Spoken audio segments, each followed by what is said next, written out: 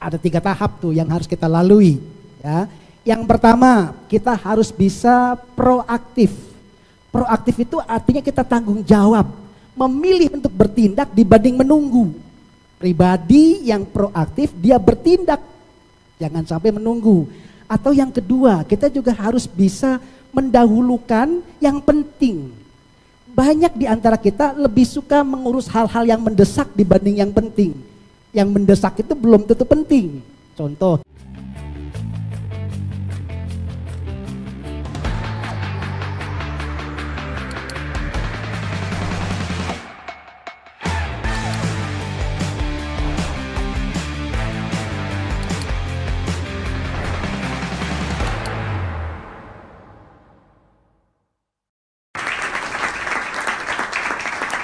Selamat malam, assalamualaikum warahmatullahi wabarakatuh. Senang sekali saya Taufik Rahman bisa berjumpa kembali di satu program Mireng Midang bareng Bang Ha.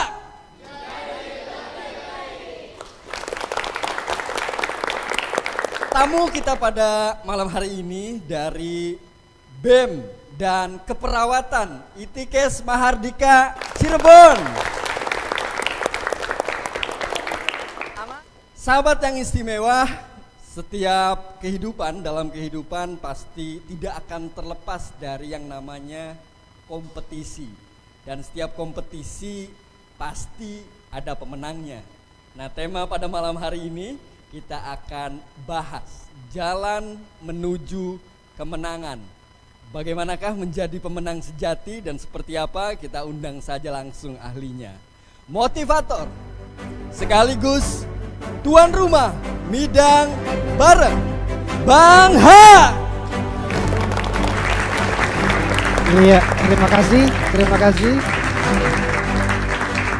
kasih, duduk kembali. Iya. Nah, pada kesempatan malam hari ini kita akan bahas tentang bagaimana menuju kepada jalan mencapai puncak-puncak kemenangan.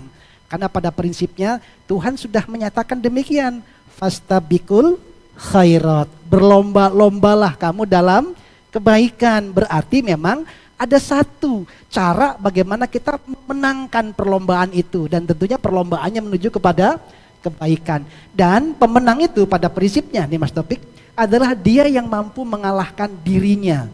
Gitu.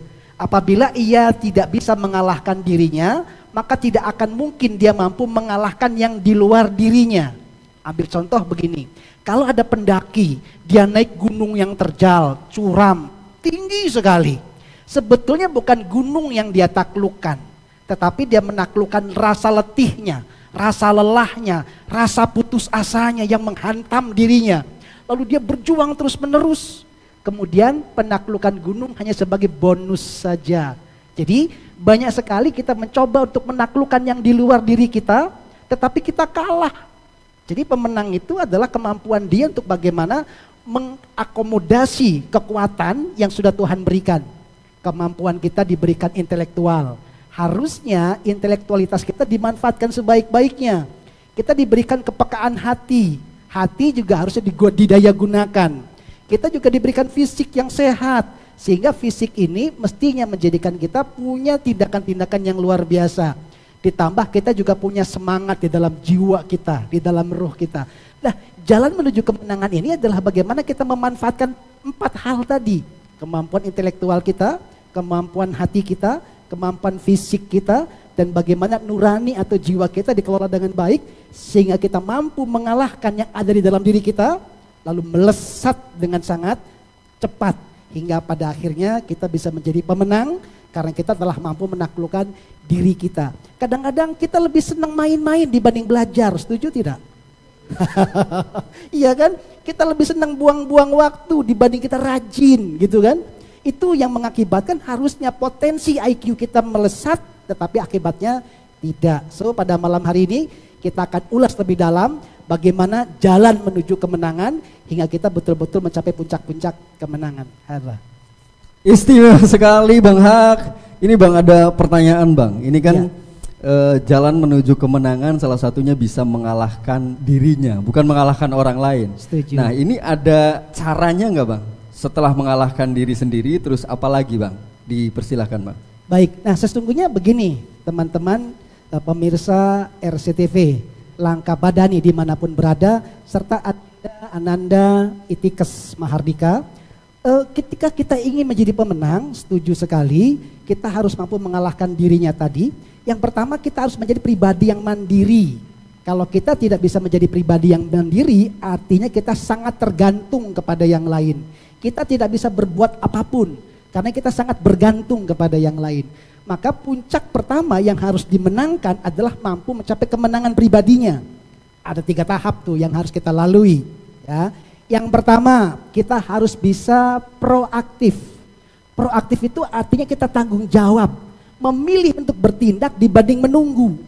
Pribadi yang proaktif, dia bertindak, jangan sampai menunggu. Atau yang kedua, kita juga harus bisa mendahulukan yang penting. Banyak di antara kita lebih suka mengurus hal-hal yang mendesak dibanding yang penting.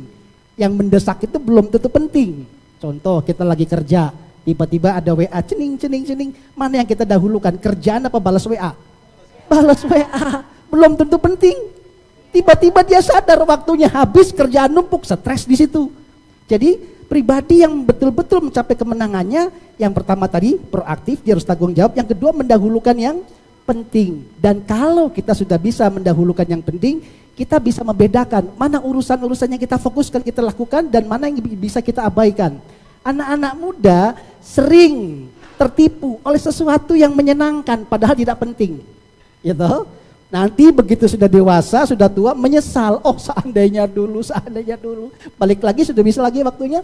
Gak bisa.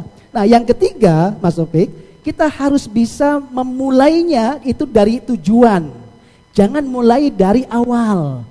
Banyak orang ketika memulai dari awal kendala. Bang saya mau usaha tapi gak punya modal. Bang saya mau kerja tapi ijazah saya gak ada. Sehingga ketika memulai dari awal akan banyak kendala. Tapi kalau memulai dari tujuan, jelas. Artinya kita punya target yang mau kita capai. Sehingga kita tidak akan mentolerir tujuan, kita akan mentolerir cara-caranya. Kalau kita mau ke Jakarta, contoh Mas Taufik mau ke Jakarta. Alamatnya harus jelas atau memang terserah mau kemana saja. Harus jelas alamatnya. Sehingga itu kotanya di mana, di RT berapa, RW berapa, kelurahannya apa, harus jelas. Perkara nanti lewatnya mau kemana saja boleh. Jadi pribadi yang menang itu harus pribadi yang mampu tadi proaktif, dia ambil tanggung jawab. Kemudian yang kedua, dia harus menentukan mana-mana yang penting buat dia dan mana yang harus diabaikan. Dan yang ketiga, dia harus bisa memulai dari tujuan sehingga dia bisa mandiri dalam mengelola dirinya. Apabila ia sudah mampu mengelola dirinya, maka dia akan tampil untuk menjadi figur yang bisa ditiru oleh teman-temannya di lingkungan. Gitu, insyaallah hadza. Istimewa sekali Bang Hak. Pastikan sahabat-sahabat Mireng Bang Hak jangan kemana-mana dulu, kita akan jeda sejenak. Tetap di Midang Bareng Bang Hak menjadi lebih baik.